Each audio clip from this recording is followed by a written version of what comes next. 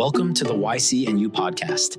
Join us each week for engaging conversations with campus leaders, students, faculty, staff, alumni, and community members. From academics to athletics, campus life, and beyond, we cover it all. Have someone you want to hear from? Let us know. Let's explore the world of Yavapai College together. All right, Thatcher Bohrman. Hello. My man, my friend. Welcome to the YCNU podcast. Thank you, Cadu. You've got your radio voice there, so step up to that microphone and let people hear you. Hey out there. There you go. It's me. Hey, all my friends. Thatcher, I'm so excited to have you here. I have known you for a long time, and I know that you've been here at Yavapai College forever. So you probably have way too many stories to tell. I'm going to try to narrow it down to the one that I'm most interested in right now, which is your brief little history here with Yavapai College and your role here at our college. All right, Cadu. Yeah, I'm privileged to have known you and worked with you a little bit before you came here. We're so happy you're here, man. Thank you. And this podcast is awesome. I'm Thatcher Bohrman. I've been here 25 years, since 2000. I moved here with my family from Wisconsin without a job, but I aimed for Yavapai College even before I was here. I was a graphic artist, and I actually tried to the job for college graphic designer was open. I didn't get that job. Is that really? But I started here part-time working with one of the true pillars of Yavapai history, Tom Thomas. He was the AV guy here since the 70s. He's since retired. And I worked part-time nights for him pushing TV carts when there were such things to classrooms in the evening and helping video, because I have a video background like you. Right. That's how we met, as a matter of fact. We collaborated to kind of work together in a couple of gigs here and there. Yeah. And I knew that you had been working for Yavapai College for that long. Yeah. While you were doing some freelance work out there and all that, so that you started here in the video production capacity. Yeah, that fall of 2000, and I was lucky to be a part of the then called distributed learning department, which is also online learning in its nascent stage back in 2000, as well as like broadcast courses. They had actual broadcast, like, radar, broadcast dishes. Right. Wow. Broadcasting between here and courses, classrooms in the Verde Valley campus. Wow. And there'd be controllers, old school video, so that there was distance learning back in the day. And I was part of that department. And by the following spring, I had worked my way into a full-time gig, and here I am. I did Very a lot. cool. Yeah, I did a lot of video and made a lot of PowerPoints. I made some websites for gunsmithing back in the day. Sure. Interesting. This could just be a history of the last 25 years as Thatcher Bohrman sees it, but I won't go into anything that's hopefully not too off in the woods, but it's been a great ride. I love Yavapai College. It's such a good community. I'm blessed to be a part of it. So distant learning, the medium there was through video, satellite dishes, broadcasting that information, but that's been your background. And today, your department is? Right, the Teaching and eLearning Support Department. And I get to lead this department since about 2016, 17. But I've been in the department in various roles and in distance learning. And of course, today it's focused on online and making the online experience as good as it can be for our students. I love it. So that's what I get to do today. So give us a little overview here of what does a day look like in your shoes there? What kind of programs are you guys involved? I know there's probably like a heavy load of technology and all this. So just give us an understanding here of what does e-learning mean to you there, and what does a day look like for you? Right. The TeLS department. The TeLS. Let me divert. Oh, I love the acronym because there. TeLS, yeah. TeLS was born, and again, some exciting history. It was kind of transformed from distributed learning to the TeLS department when we were actually in ITS in 2005, when there was a lot of transformation at the college going on. And TeLS back then represented something else. It was technology-enhanced learning services. Wow. And we said... Sounds very IT-ish. Yeah. So when it came out of ITS and we're back under academic technology, which is really where we belong, working really closely with our wonderful ITS team. They're the best. We decided, let's not change acronyms. Let's just change what it stands for. Yes. So that's always a funny little repurpose thing. it. Yeah. So it's well known, but let's repurpose it because we're in a different time of our lives here. Exactly. Enhancing always sounded like sprinkling fairy dust on things. Right. And it's too Star Trek for me. Exactly. So a typical day. Well, I get to be the leader of a team of 7 people, including myself, all full-time, 4 instructional designers and 2 support people. And we have started, we've really come together. The team is amazing right now. I'm so happy to have the people that work with me. They are so skilled, so willing, so, do amazing things every day. We do a tremendous amount of different things, which keeps it interesting. Yeah, I bet. Yeah, right. I'm grateful to come into work and see what happens. And we always start with a Zoom chat. We're on the Zoom chat, like a lot of groups and departments are. We check in, say, here's what's happening. Here's what my day is going to look like. Good morning, everybody. And that's been great because there's a lot of distance. In addition to the 4 people that work on Prescott campus, one works in remotely from Glendale. One is works in Verde campus, and one works only at night. Okay. So because we don't get to see each other's beautiful faces every day, we try and stay in touch and keep the synergy going. Of course. So we start off with that, see what's going on. And there's just been so much. We're working together really well right now. So here's our primary, making online learning as good as it can be. And if you've taken an online class, it can be challenging to stay connected. So figuring out how to work with what we do is our 4 instructional designers are supporting our faculty to create amazing online learning experiences. Right. That's the mission.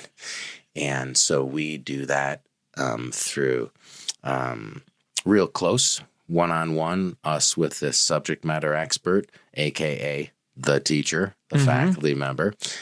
And we have close relationships to develop specific courses.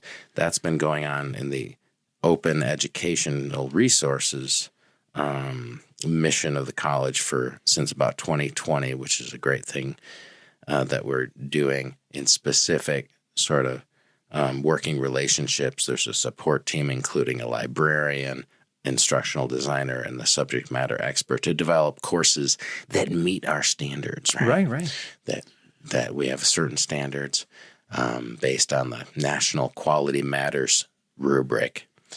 And we've been, and then we have less formal development, design and development relationships. Another big effort, of course, has been the bachelor's degrees. And I'm very proud to say we are really the department who has developed those courses, along with, of course, always the subject matter expert, but getting the new courses for the bachelor's programs looking good, and meeting standards and being probably our highest quality level Right. highest quality standard that we've been able to achieve. So that's been great. And now we're going into our third bachelor's this fall, launching with Phillips leading the BS in computer science department. So we are deep in that, a foundational part of making those courses quality and working with the instructors and all the, there's a pedagogical part of our work every day, working with teachers. That's the super fun part, is being creative. Right. Teaching is a creative act. And we get to be a part of that with educational technology, as well as, all kinds of pedagogical considerations and creations, working with teachers. That is the joy of my life, is working with faculty. And then the other side is technical, keeping the system running. That's probably the big part there too, right? Because I can imagine here, like using the bachelor's degree as an example, which is an 100% online degree, right? Yeah. So the whole course program is delivered through that online environment. So just in simple terms, because I'm not that much of a technology kind of guy, but I always wondered, like, how does it work? Like, so you start working with our faculty, they develop the curriculum, they develop the program, but you guys are there along the whole way.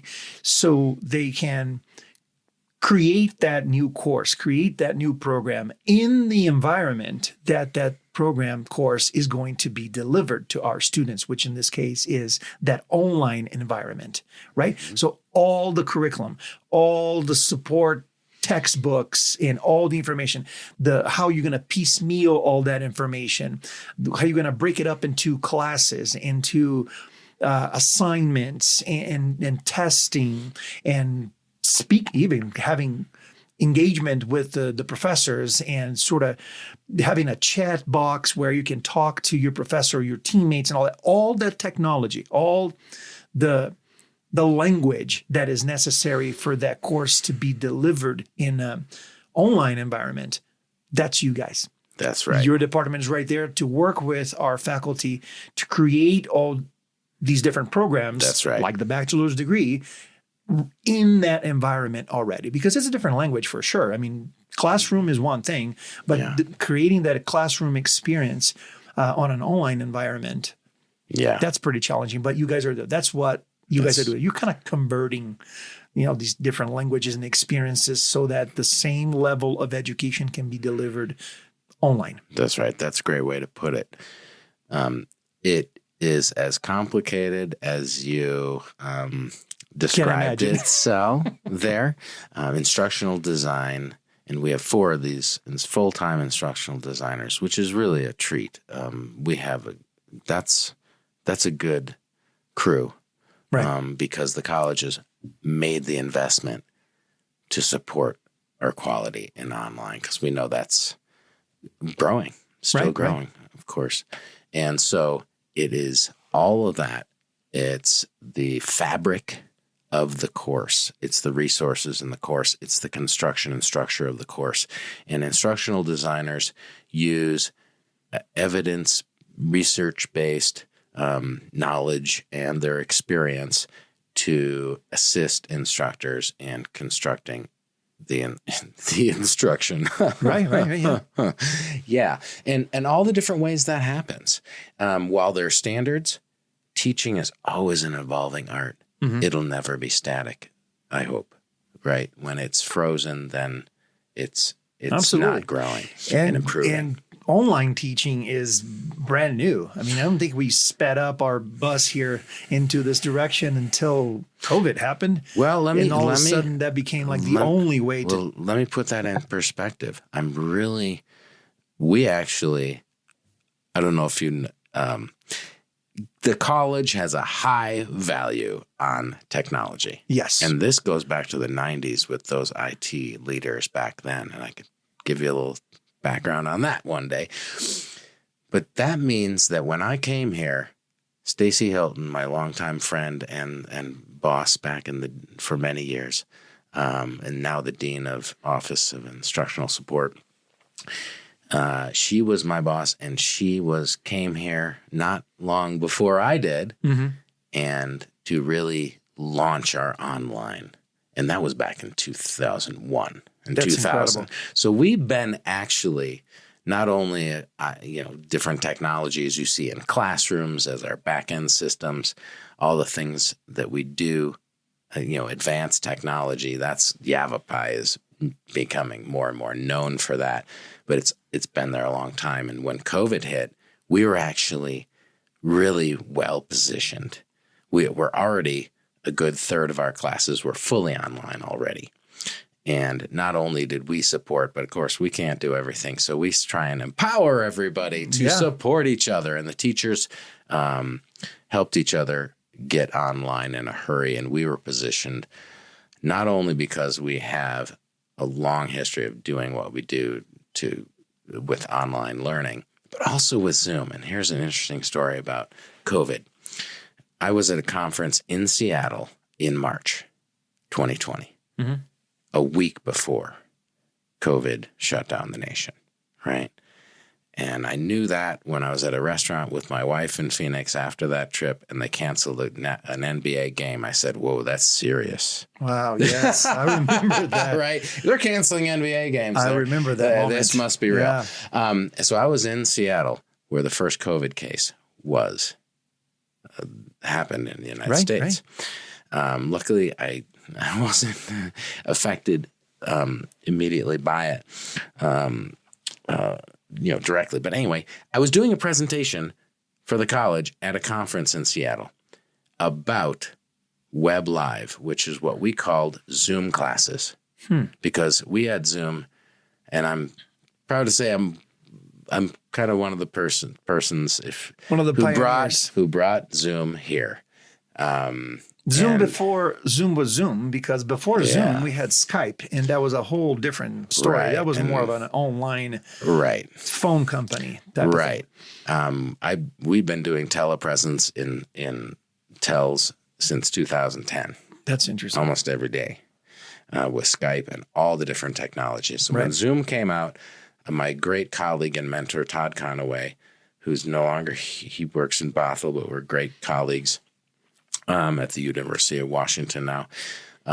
He and I saw Zoom, and we knew this was the technology we'd landed when Zoom came out. And it immediately, within 3 months of introducing it to the college as an alternative to the broadcast system we were using in 2016, 3 months, we were 100% on Skype.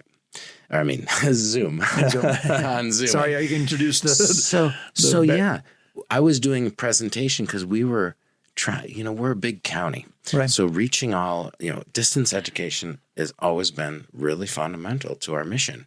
There are people, we have students in Ashfork, in Baghdad, all over the county. And so those people didn't have to drive here.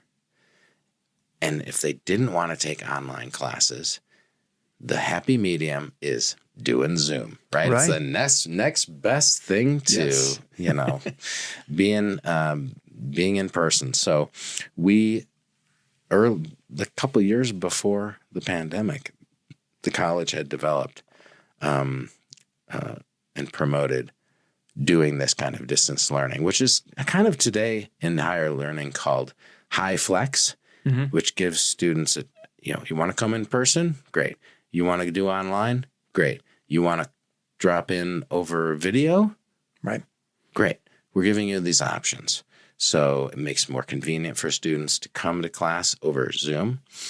It makes it a lot more complicated for the instructor to work all the technology and deal with, give their attention to people in front of you and the people on the screen. That's challenging. And so we did a lot of training and development, and that was I'm so enthusiastic about that because of the options and the possibilities, and doing a class just on Zoom. That was happening here before COVID. Okay. And I was doing presentations about it. And a week later, COVID hit, and all the people who attended my presentation said, hey, I I was at your presentation. We need help doing exactly what you are doing at Yavapai College. And so the end, to circle back to about 5 minutes ago, maybe 10, is yes, the college was actually poised very well from the beginning to deal with the challenges of the pandemic. Yeah. And I want to go back to that because that's super interesting to me. Like we can find many platforms nowadays, but maybe even a little before COVID, but it's definitely after COVID. Platforms like Teachly and, like some other more casual platforms that will allow teachers, instructors, coaches, or whatever to develop their curriculum right there online. They have a bazillion different tools that will help you set up your courses and all of that. But this all kind of came later, and it came as an opportunistic almost type of technology, right? Well, now that's the only way you can teach. So here we go. We were not shocked by all that happened. And as a matter of fact, like you said, we were ready for it because we've been working on this since the 90s, you said? Well, I came here in 2000, so that was just when we were starting our online systems with Lotus Notes. Incredible. That already, for anyone who understands what that means, in 2000, we were still kind of dealing with making the internet or the interwebs a thing that people knew what it was and what you can do with it. But we were already kind of thinking online teaching is the thing of the future, right? So that shows to me that this is truly one of the foundations and one of the core values that Yavapai College has had, in our strategies, in our culture for quite some time. And you witnessed the birth of that because you've been here for 25 years. Yeah. Is this still the pillar that kind of runs our education strategies here? Do we still see online education as the thing of the future, and we need to be ready for it before the future gets to us? It still drives your motivation every day to make this better, more efficient, and everything else? Absolutely, because it's never done. There's always challenges, and I think the reason, one of the reasons online learning is growing is because obviously we know our world is becoming more complicated and split in different directions because people have to work, raise their children, deal with their complicated schedules and busy lives. And maybe there are certainly a good population of people that would love to come to an in-person class. And we are offering lots of in-person classes. We will continue to do that. I don't think this will never be an online college. Of course, the in-person experience will never be fully replicated online. And it enables people to take classes when they just can't drive to campus. Absolutely. And attend it in that traditional way. So again, it offers the options for our diverse population in the college. It's always developing what we knew 5 years ago and thought was the best, what we knew 10 years ago and thought was the best has changed. Some of those things remain. And what's interesting in the evolution of online learning, I think, is it's actually coming back to more simplification overall. Remember in the Web 2.0 era when they were just exploding with technologies and everyone's like, let's try this, let's do this, all these amazing things to communicate and create online. But and from that kind of big bang of online technology, it made it so complicated and challenging to not just learn, but learn the technologies that we were using. And what the research is bringing us back to with online learning is to actually simplify, make it very consistent, make the most tight, concise menu of options possible. Instead of saying, here's 20 things we're going to try and different ways to learn and technologies, because that's just proven to be often overwhelming, of course. Absolutely. And so it's interesting from a very wild out, lots of options. The design of courses starts with simplicity, and the basic foundations is more important than anything. Then let's slowly introduce advanced technology. So the next thing, as you know, is the Center for Learning and Innovation. Okay. And I think you've had Robin on this show. We did. We did not talk about it, though. So let's hint at it. So what's your involvement in that? Well, Robin Bryce is now my supervisor as of 2 weeks ago. She just recently got promoted to Yeah, she's the executive director. Yes, and no better person to lead this. Fantastic. She's awesome. Yeah, myself and the new Ustaza White is now the director of the library. She and I are Robin's direct reports, right? And we couldn't be happier to work together. You guys are quite a team. Yeah. And of course, Robin, since moving out of my department, I hired Robin in TeLS 3 years ago. Okay. And we've known each other many years too. And so Robin shot like the shooting star she is, became the right person to lead the VR and extended realities, as well as AI special projects. And she's done such a magnificent job, and which naturally has led her to become the college has, seen her as the natural leader of our Center for Learning and Innovation, which is the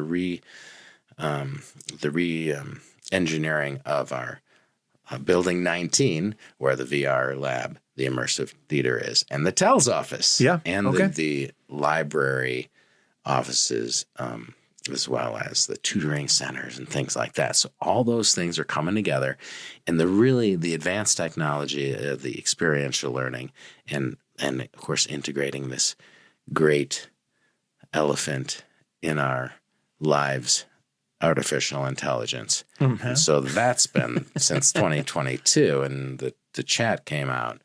We haven't been able to stop giving that a good amount of attention to learn how to navigate AI and all the challenges and opportunities it brings. So online learning is, the core. It's an online distance education, but all the different things that are influencing it, and the possibility of the experiential learning with VR and the different ways we're experiencing immersive technologies with learning is one of the cutting edges that we get to work with. Yeah, and it's, I always find that it's important to make that distinction that technology is not what we're teaching. Technology is enabling the teaching to happen. The water we're swimming in. Right. So when we're talking about AI, when we're talking about the online environment or Canvas, which is our main platform there for the online delivery of the instruction and all that, these are tools, right? Let's just be clear here. These are tools. This is the technology that enables us to do what we do, which is to educate, to create instruction opportunities for students, right? So the whole methodology behind how to utilize all these different tools is what you guys do.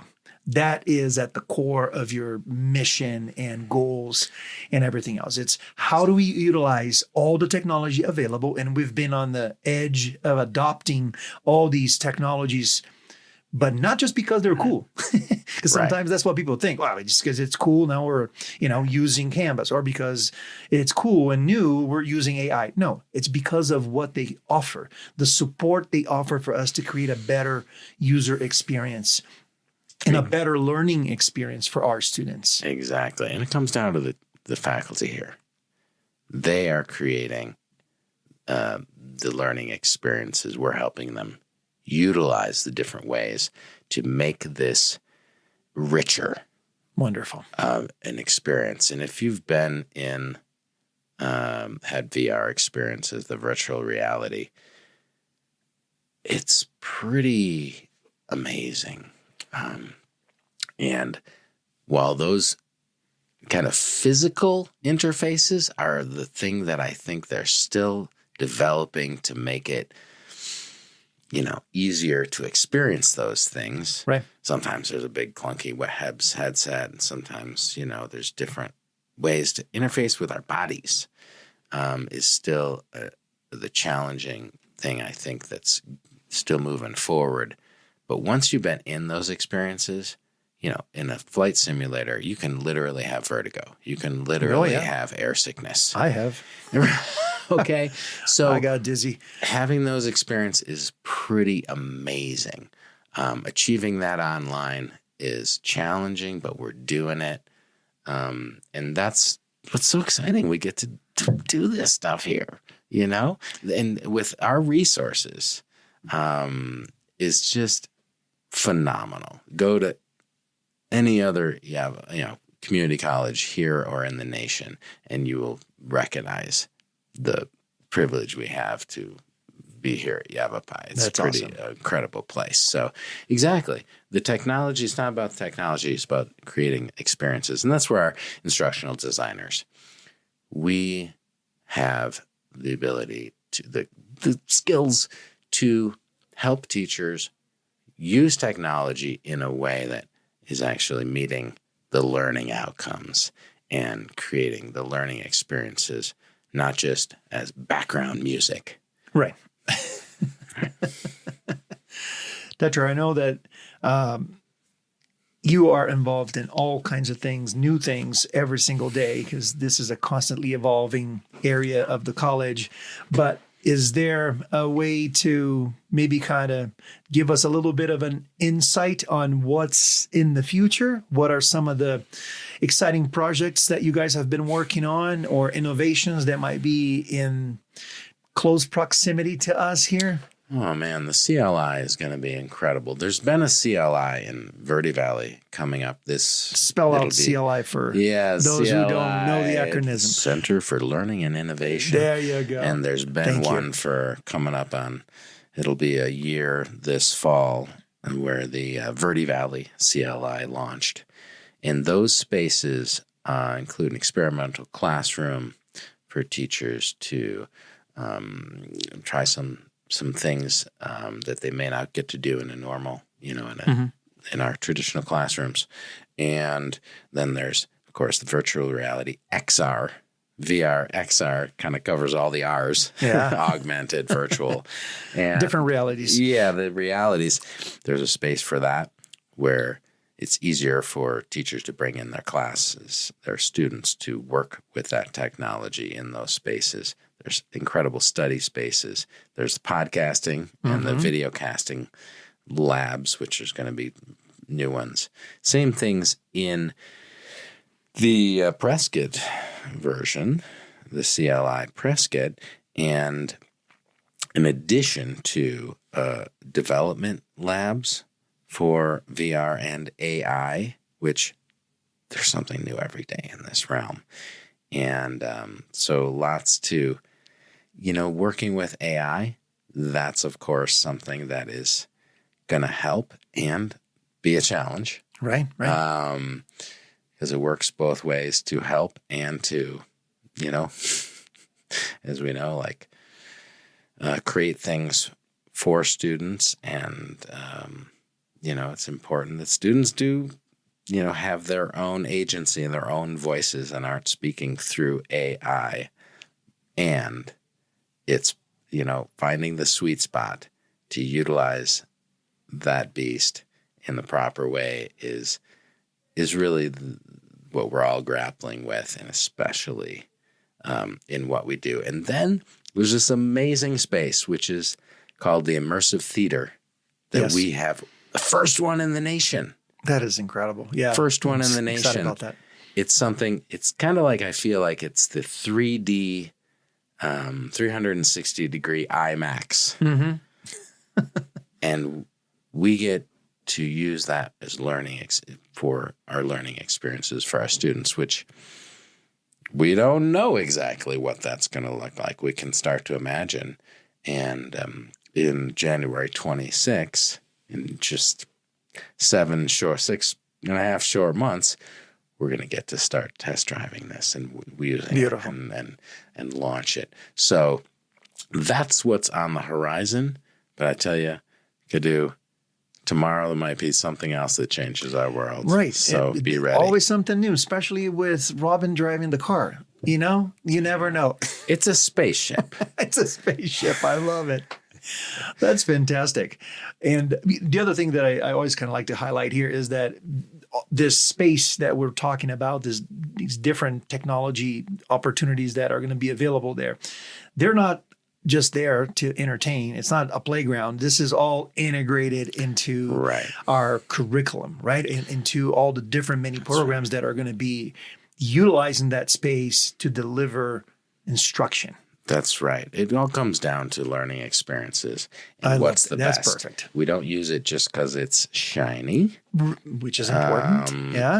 But like, I just took our team on a wonderful retreat a couple months ago, and we visited the Ag Center and the CTEC facility, which you're going to see, that's hands-on. I know. Yeah. That's getting your hands dirty. And walking into those greenhouses, does that smell? Isn't that incredible? So verdant to work in that humid, earthy space.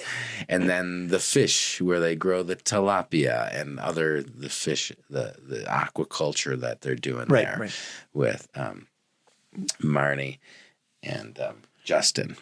And those spaces, I haven't seen the sense of smell incorporated in XR yet. We're hoping. Oh, boy. Because yes. when you're in a space that incorporates all the senses, you're engaged. Yes. And so creating engagement is one of the prime motivators for every instructor. And we, of course, are supporting that aim because engaged students are learning. I have a little popsicle stick. It's hard to describe. It's just a little sign I got, and this is from my friend Todd in Washington. A little inspirational thing to put around the office, and it says, students they only learn by experiencing, and so creating an experience where they're engaged is the ultimate thing we try and move for.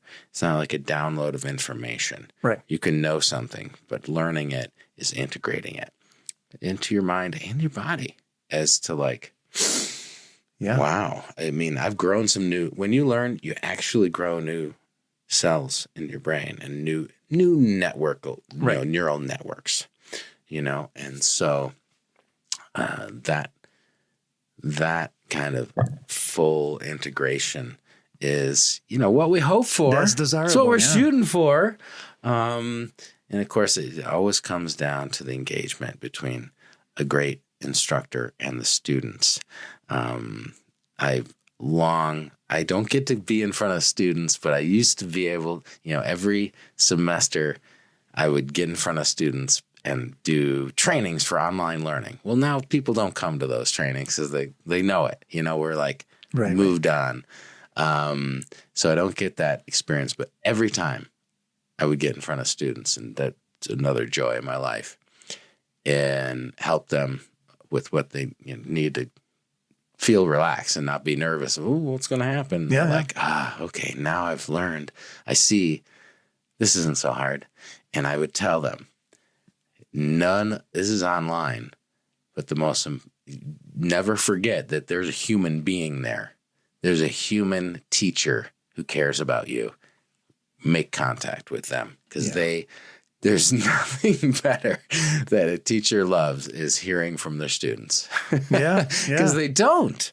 If you're online, they may never see their students even in a photo unless they ask for that, right? And more instructors are making sure to see pictures, have videos of their students, so there's that contact.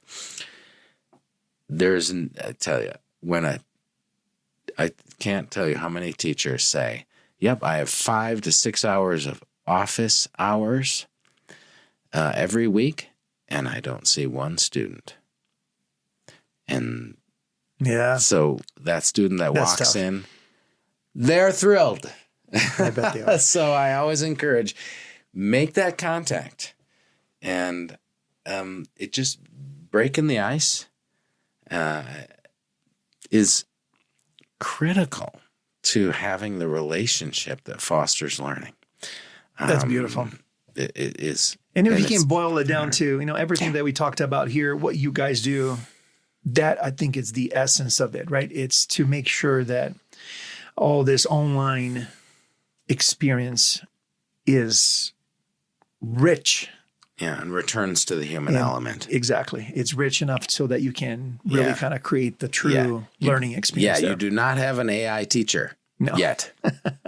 And, I'll tell you something. 3 weeks ago, I heard from another person that students are suspicious of their teachers being AI now, as well as, of course, the college is dealing with students that may be ghost students. I know. Actually, that's what I heard recently here. We actually ended up with a couple of enrollments that were AI students. Right. So this is whole new blossoming, emerging challenges and opportunities. But that just told me again, our instructors are doing a great job, and they need to keep remaining human, keep staying human, and keep making that first day. When I was teaching, which I did for 7 years here as an art video class, the most exciting and challenging thing I ever do is be a teacher. They need so much. A lot of kudos for sure. Oh my God. Oh yeah. Because their job is vital and challenging. And I teach online sometimes and in person, and I would always, that first day of the term, make an online meeting. You didn't have to show up because you can't. You require students to be in person for an online class. It's part of the deal, right? Yeah. But I would say, here's an optional meeting. Let's get together and get to know each other. You have questions that first day, so we can see each other, and all of a sudden there's a relationship, and the ice melts, and you're now we can just go and have fun and learn and meet it. So having that contact, however it happens, very important, is vital. Thatcher, we are close to wrapping up this podcast. I can't thank you enough for all the info that you've been giving me here. I think we heard about your team more than once through this podcast episode here. So I want you to have a chance here to kind of give a shout out to all the people behind or next to you there that makes all this happen. Awesome. Who are they? Let's put names to the online faces. Yeah. Or the virtual, names that sometimes are not really our names. Yeah. They're like code names. Absolutely. Who's your team now? Who are we talking about? Who should we thank for all this wonderful online experience? Well, our senior instructional designer is Ann Pfister, an incredible person who is the senior among our 4 instructional designers. And I couldn't do most of this stuff to plan and develop all the things that the college, this ambitious, forward-thinking college is doing without her. I'm so grateful, and I learned something from her every day. Then there's Christina Goldsmith, incredible talent, takes on everything and does it well. She's doing a presentation that she's doing a presentation as a part of a group with open pedagogy involved with a grant from the UN. Wow. Like, she's really out there. That's incredible. Likes to get involved. Right. She's been a teacher for years. In fact, I want to mention that every single one of my staff, except one, is or has been a teacher. I think that's as so you would expect. important. Exactly. Oh, absolutely. We're not like technologists only. And I love to hear that. You got to walk the talk, right? You got to have the How experience. can you teach if you have never taught? Yes. Yes. And then, so Christina, incredible.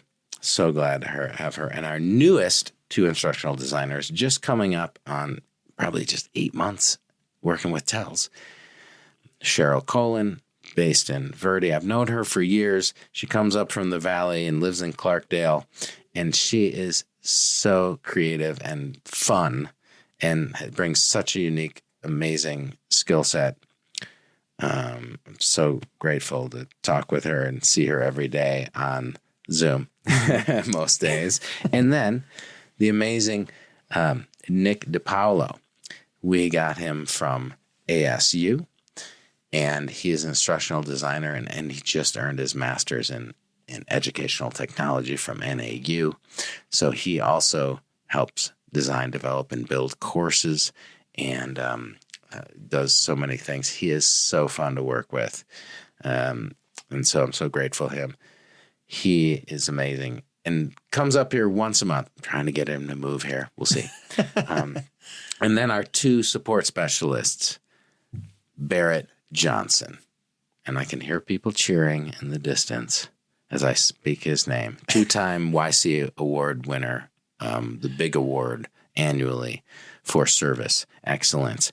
And he is the bedrock in the front line for supporting students, faculty, and staff in so many different things. He keeps you, he stays with you until the job's done.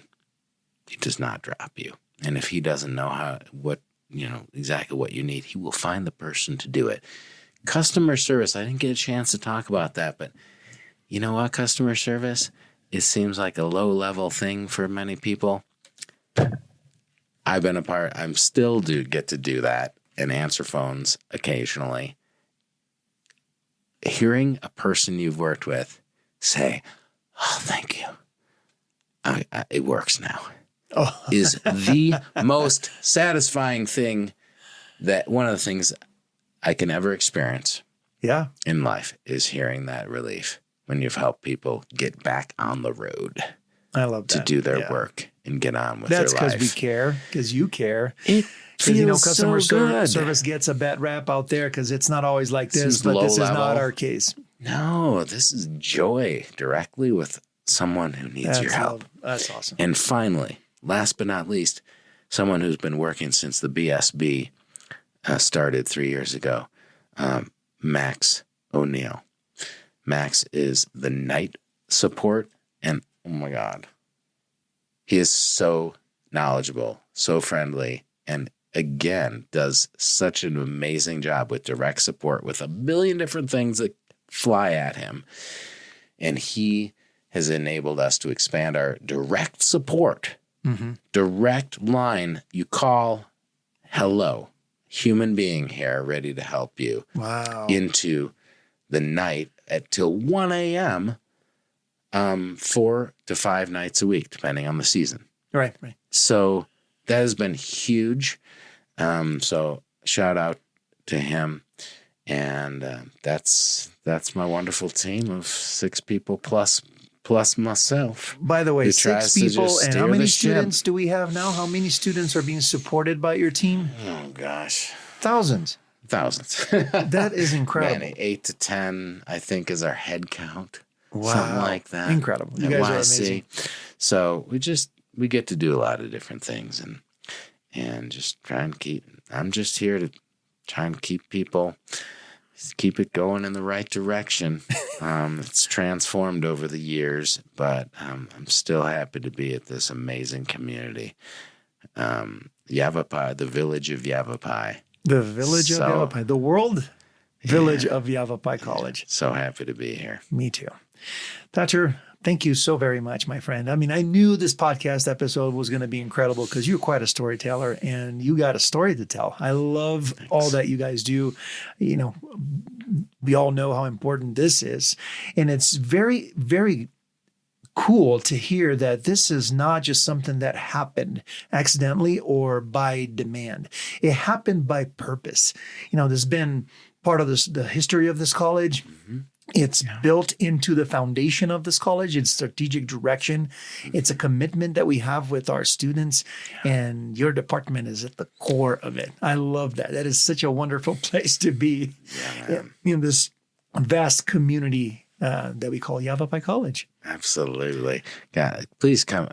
If you ever want to hear more about Students of Leadership, which I get to be a part of, or just some historical anecdotes and things about Yavapai, I'd be glad to come back. Thank you. I'm so glad you're here. Absolutely. I want to have an episode sometime soon here where we're going to sit down with a few of these quarter century historians in the Yavapai College community here. And you're definitely going to be one of those. So stay tuned. We're going to have this episode sometime really soon here. All right. Thatcher, again, thank you so much for being here, for sharing all these wonderful stories with us.